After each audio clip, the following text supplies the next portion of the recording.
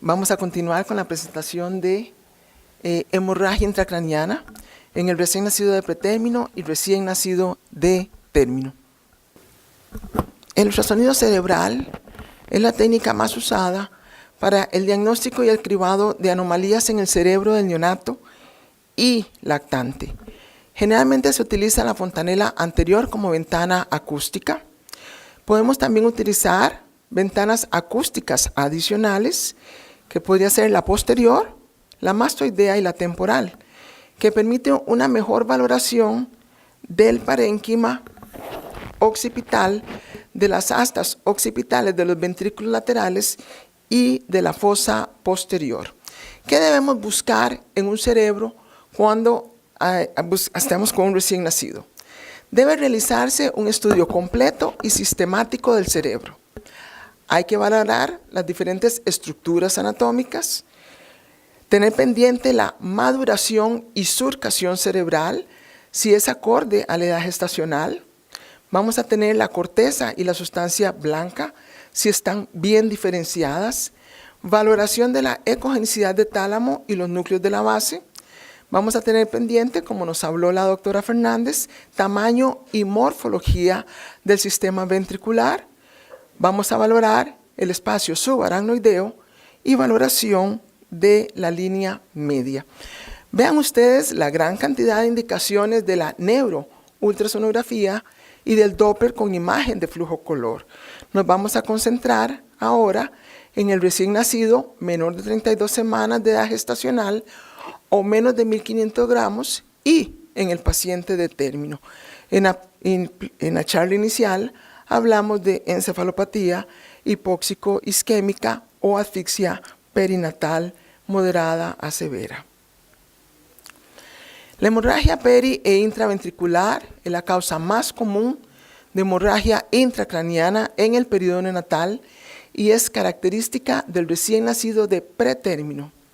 La incidencia en el recién nacido de menos de 1.500 gramos es de un 20 a un 30% e inversamente proporcional a la edad gestacional y el peso al nacer. La mortalidad de este grupo de pacientes es del 35% comparado al 13% de pretérminos sin sangrado intracraniano. La lesión básica es el sangrado en la matriz germinal, en la cabeza del caudado. Esta es un área altamente celular de producción y proliferación de células neuronales, glioblastos, oligodendroglia y los astrocitos. Todas estas células van a migrar para formar las capas más profundas de la corteza cerebral. La matriz germinal tiene una rápida involución de la semana 26 a la 32 y finaliza su involución en la semana 34 a 35 de edad gestacional. Después de la semana 32 de edad gestacional, cuando la matriz germinal involucionó, queda una proliferación endotelial por pocas semanas. Así tenemos que un recién nacido de término, 37 semanas o más, no tiene matriz germinal ni proliferación vascular en esa zona. Tenemos un prematuro enfermo con dificultad respiratoria, ventilado, con hipoxia, hipercapnia, acidosis. ¿Qué hace el recién nacido? Pierde su autorregulación cerebral. Entonces hay un aumento del flujo sanguíneo cerebral, hay un aumento de la presión venosa central, hay daño endotelial, capilares de la matriz germinal vulnerables, se rompen los capilares, factores intravasculares como alteración en la coagulación plaquetaria y extravasculares en la alteración fibrinolítica que finalmente llevan a una hemorragia peri e intraventricular. Factores de riesgo de nuevo, prematuridad, menos de 32 semanas de gestación y menos de 1.500 gramos al nacer. La asfixia, trauma de parto y dificultad respiratoria. Factores asociados con alteraciones del flujo cerebral y factores maternos como el uso de la cocaína en la madre. La presentación de la hemorragia peri e intraventricular puede tener tres variantes: el síndrome catastrófico, el paciente en minutos u horas hace estupor o coma, apnea, convulsiones, posturas de desesperación y cuadriparesia flácida. El síndrome saltatorio, que puede durar horas o días, deterioro de la conciencia, hipoactividad que alterna con periodos de excitabilidad, el niño se pone hipotónico y puede tener movimientos oculares o apnea. Y está el síndrome silente, que se presenta en el 50% de los neonatos con hemorragia intraventricular que no presenta síntomas. Puede haber un descenso súbito en el hematocrito. Seguimos la clasificación de papil modificado. Hemorragia grado 1, la subependimaria o de la matriz germinal. La grado 2, hemorragia subependimaria con extensión al ventrículo lateral sin dilatación ventricular. La grado 3, hemorragia subependimaria con compromiso del ventrículo lateral y dilatación del sistema ventricular. Y la grado 4, la hemorragia intraparenquimatosa. El grado 1 y 2 forman el 75% de las hemorragias peri- e intraventriculares de este grupo de riesgo. ¿Qué vamos a tener nosotros a nivel de la hemorragia subependimaria grado 1? Si ustedes en los cortes coronales van a tener un corte coronal y ven un abultamiento ecogénico, en este caso es bilateral, que es entre más ecogénico va a ser un sangrado más reciente. En el corte parasagital, ustedes van a tener que hay un abultamiento a nivel anterior en el surco caudotalámico. Tienen que identificar plexo coroideo, que ocupa 2/3 de la cavidad ventricular, y ven la lesión a nivel del plexo coroideo. Esta hemorragia subependimaria grado 1 evoluciona con disminución de la ecogenicidad en su centro. Entonces, la evolución, al cabo de 4 o 5 días, uno puede identificar la matriz germinal con un área de licuefacción a nivel central. Estoy teniendo problemas. A nivel central, donde se empieza a licuar, y posteriormente a esa zona, en los quistes que quedan a nivel del surco caudotalámico pueden deformar el piso del ventrículo dejando una forma ondulada o irregular, o puede quedar un quiste subependimario residual a nivel del surco caudotalámico, que puede durar transcurso del primer año de edad, y nada más nos recuerda de que este paciente tuvo una hemorragia subependimaria.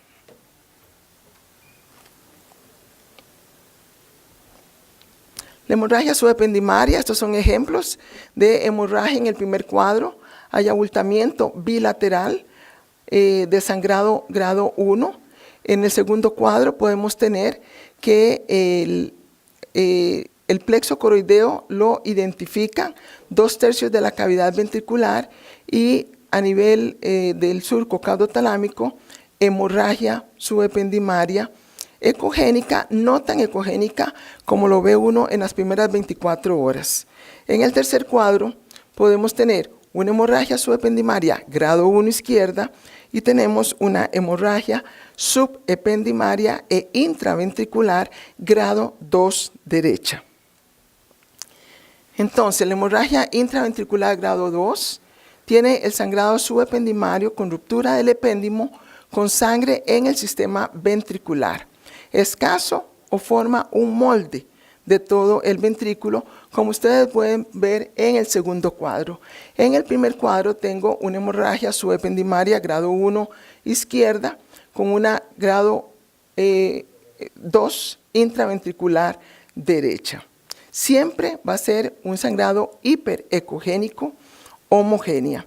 En el tercer cuadro, ustedes pueden identificar plexo coroideo y la hemorragia intraventricular que ocupa todo el ventrículo lateral, con un área hipoecoica que nos dice que es un coágulo ya de varios días de evolución.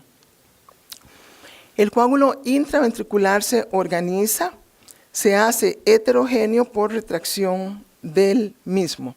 Entonces tengo una subependimaria intraventricular en el primer cuadro, con una intraventricular en el segundo cuadro en un corte parasagital, en donde yo ya puedo identificar el plexo coroideo, que ya lo separo del hematoma intraventricular. Ya hay líquido en ese sitio que me dice que tiene más de 48 horas. En el tercer cuadro podemos tener un sangrado intraventricular y si ustedes se fijan, yo ya tengo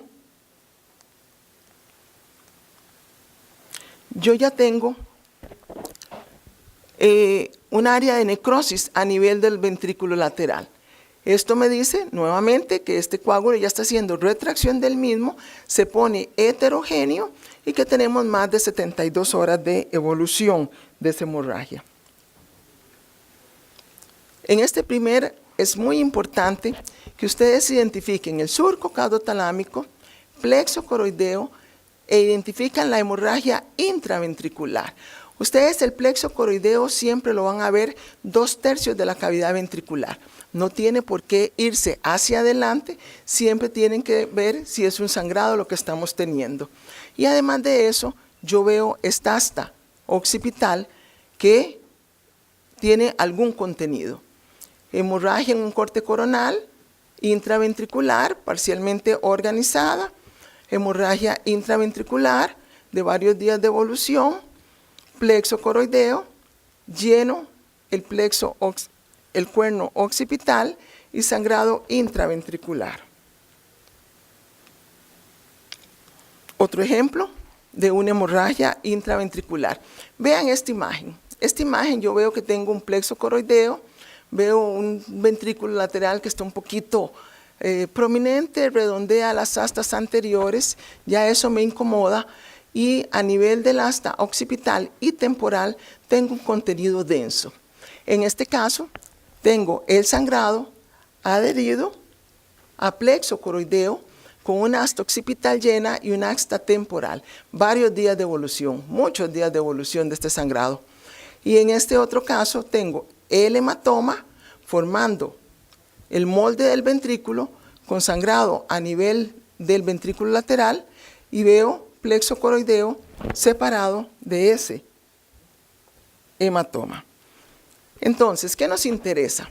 Vamos a tener signos indirectos para determinar si hay hemorragia intraventricular por la gran variedad de tamaños y formas de plexos coroideos. ¿Qué vamos a buscar? Vamos a buscar un doble contorno del plexo coroideo con distinta ecogenicidad. La ecogenicidad del sangrado, plexo coroideo, líquido, en medio de estas dos estructuras. ¿Qué otra cosa voy a buscar si sospecho una hemorragia intraventricular? Voy a tener aumento de la ecogenicidad por delante del agujero de Monro o en las paredes superexternas de los ventrículos laterales. ¿Ustedes ven eso? Busquen la hemorragia. ¿Qué voy a tener también?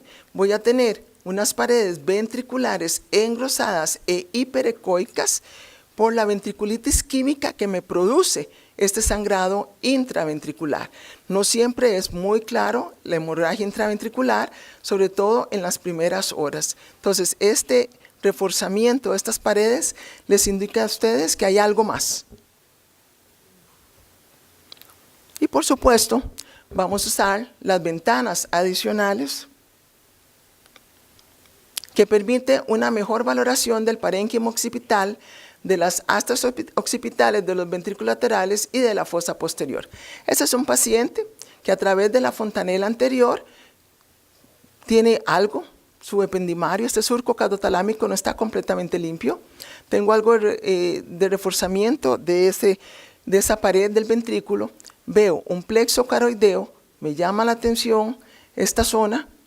Entonces utilizo una fontanela posterior en donde llego a esta asta occipital y veo que a nivel del glomus del plexo coroideo tengo un hematoma desangrado ya antiguo y adherido a esa zona. Otro ejemplo en donde utilizo la fontanela posterior y vean que veo irregular ese glomus de plexo coroideo y esa ventana occipital llena de material ecogénico. Es una hemorragia intracraniana grado 2. Lo que sí es que hay que ser insistente y persistente en un paciente para buscar sangrado grado 2. La hemorragia grado 3 es la que nos...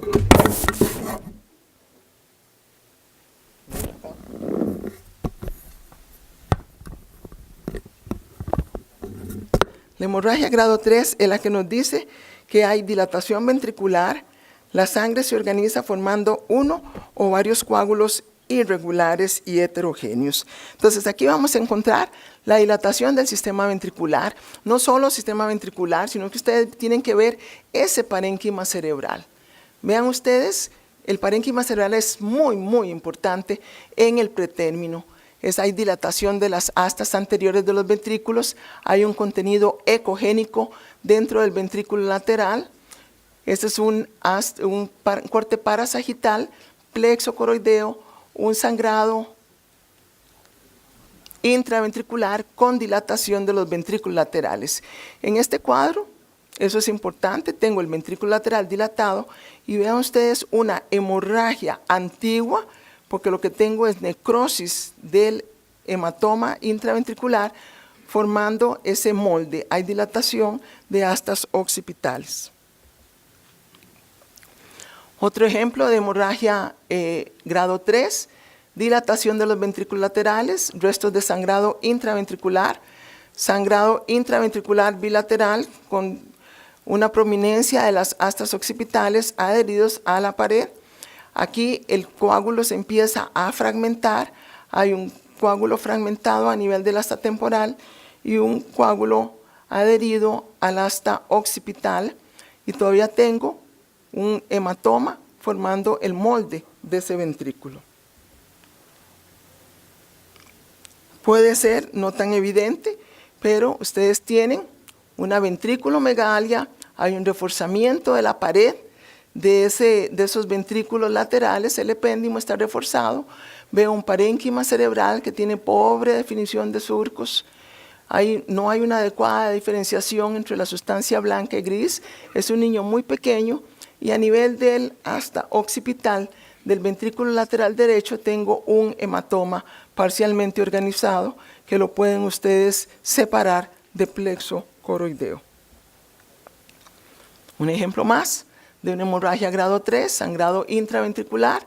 Vean ustedes un coágulo ya con varios días de evolución fragmentándose dentro del ventrículo lateral y produciendo dilatación.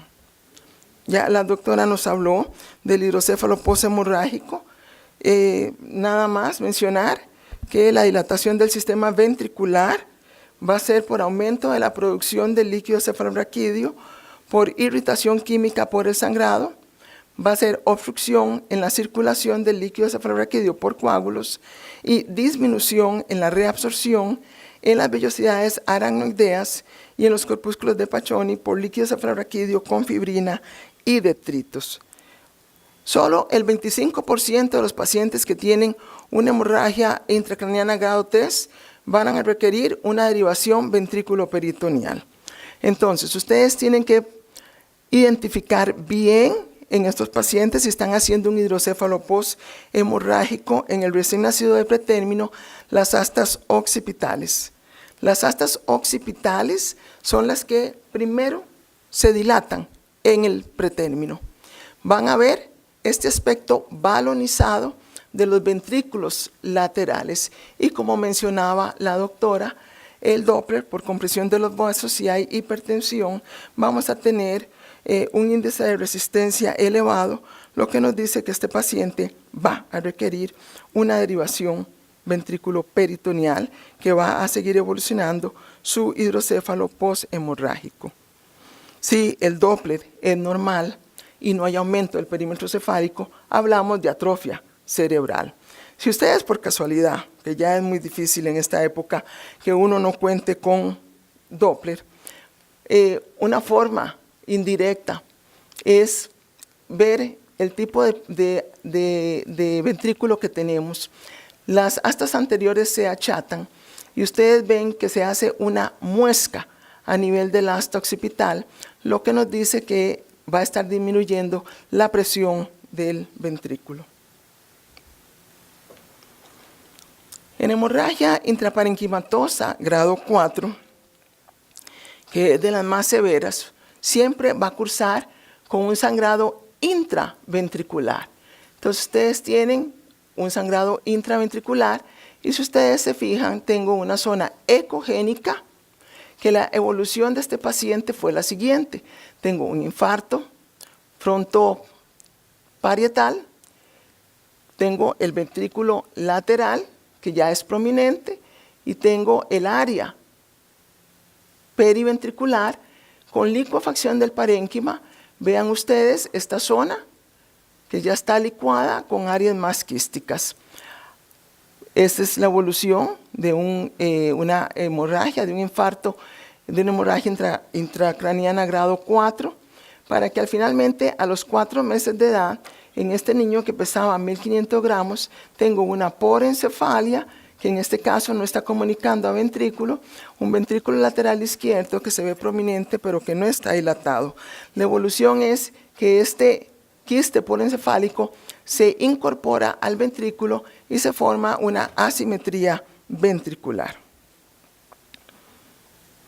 Paciente sumamente grave, sangrado intraventricular bilateral con una extensa zona de hemorragia intraparenquimatosa grado 4.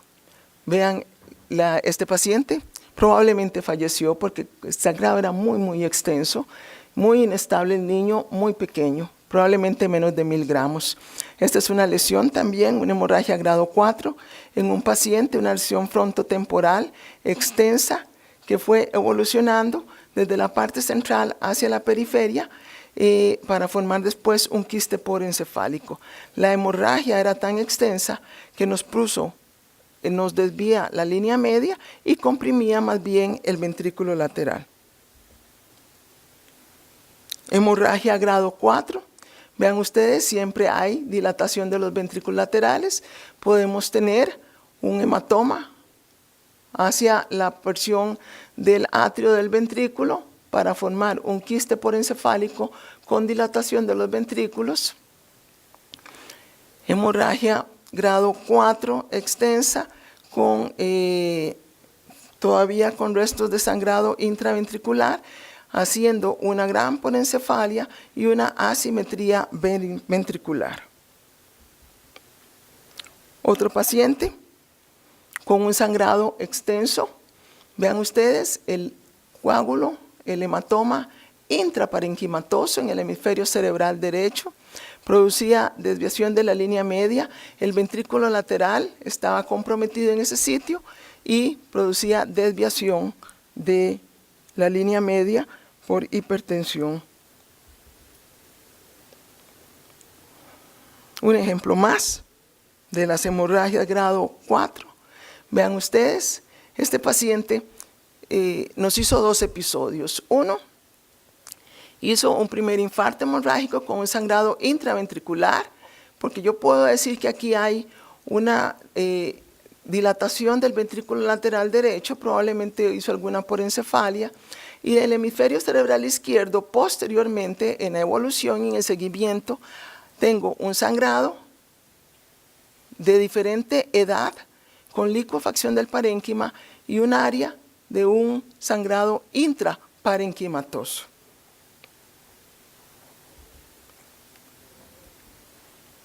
Esto es lo que pasa normalmente a nivel anatomopatológico, sangrado intraventricular con un infarto hemorrágico intraparenquimatoso. Generalmente puede ocurrir en la región periatrial. Hay necrosis y retracción del hematoma para posteriormente producir la licuefacción con porencefalia que comunica o no al ventrículo. Extenso sangrado intraventricular con una hemorragia intraparenquimatosa grado 4. No debemos dejar de lado lo que pocas veces buscamos, la hemorragia cerebelosa, que es una hemorragia parenquimatosa del recién nacido de pretérmino, es subdiagnosticada. Se encuentra entre un 10 a un 25% de las autopsias. La causa principal es la anoxia y se dice que en el cuarto ventrículo y en hemisferios cerebelosos hay tejido semejante a la matriz germinal. Entonces hay que buscar ese sangrado. ¿Cómo lo busco? Por vía anterior no lo puedo hacer. Tengo que utilizar ventanas acústicas accesorias como la posterior o la posterolateral y debe ser de rutina en todo paciente menor de 30 semanas de edad gestacional. Cuando hablamos de la hemorragia en el recién nacido de término, vamos a tener las hemorragias supratentoriales, en donde el ultrasonido en general va a ser útil en las parenquimatosas cerebrales y las ventriculares. Es más difícil las epidurales. Las subdurales todavía podemos hacer un mejor diagnóstico que las subaracnoideas. Y tenemos las infratentoriales o de fosa posterior, en donde aquí, donde vamos a cooperar, es en las parenquimatosas cerebelosas. La hemorragia intraventricular en el recién nacido de término, como bien lo mencionamos, usualmente se ve en pacientes de menos de 32 semanas y menos de 1.500 gramos. En el término se estima que una frecuencia de 3,5 al 5%. Y el origen es tejido residual de la matriz germinal a nivel de tálamo, a nivel del núcleo caudado, a nivel de plexo coroideo o por trombosis de los senos venosos. Las causas en el término van a ser trauma, asfixia, malformaciones vasculares, tumores, extensiones de infartos hemorrágicos y las coagulopatías. En el 25% de estos niños no vamos a tener factores de riesgo.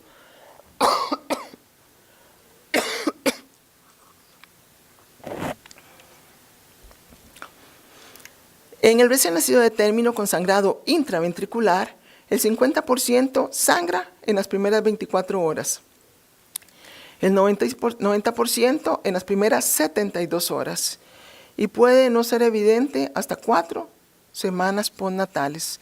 Se ve más en pacientes masculinos con menor peso al nacer y parto por cesárea. ¿Qué vamos a encontrar en una hemorragia intraventricular en el recién nacido de término? Igualito que el niño de pretérmino. Lo único es que si ustedes ven esa corteza cerebral, hay una adecuada diferenciación entre la sustancia blanca, sustancia gris, hay buen desarrollo de los surcos cerebrales, pero este paciente que llega con alguna crisis convulsiva al hospital o por palidez, este paciente no tenía factores de riesgo y consultó a las 24 horas por convulsiones y palidez. Y encontramos una hemorragia subependimaria e intraventricular derecha y un sangrado subependimario izquierdo. En los cortes parasagittales, vean ustedes que no podemos hacer la diferenciación entre plexo coroideo y el extenso hematoma intraventricular que se corroboró por tomografía.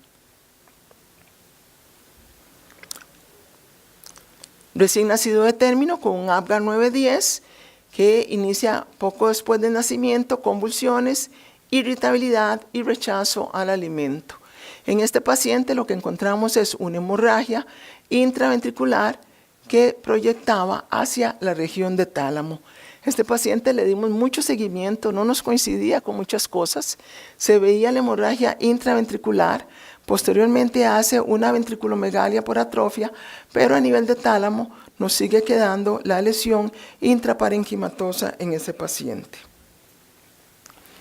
En las hemorragias del término parenquimatosas cerebrales, que puede verse por traumatismo, por anoxia grave, por aumento de la presión venosa, por malformaciones vasculares, por tumores cerebrales con hemorragia y por alteraciones de la coagulación.